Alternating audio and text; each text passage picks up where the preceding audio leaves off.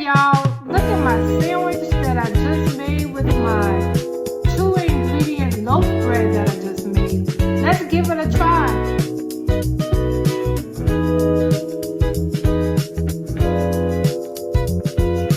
Oh, I forgot the mustard, y'all.